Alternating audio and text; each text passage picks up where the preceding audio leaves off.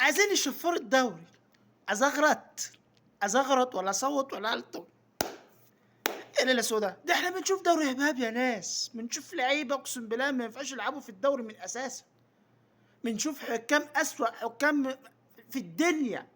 صفاره بتون لحد من واحد خلاص ودانه اتنجت كمان عايزين تشفروا الدوري. يقول لك لكل مواطن 100 جنيه، 100 جنيه في مليون، 100 مليون، و100 مليون يتوزعوا على الانديه والباقي يتنهب.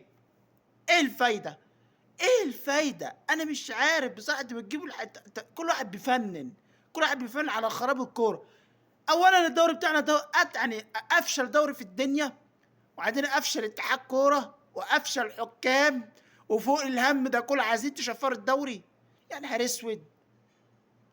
يبقى احسن والله العظيم ما اتفرج على ماتش في الدوري، حتى ماتشات الاهلي والزمالك ما هتفرج عليهم.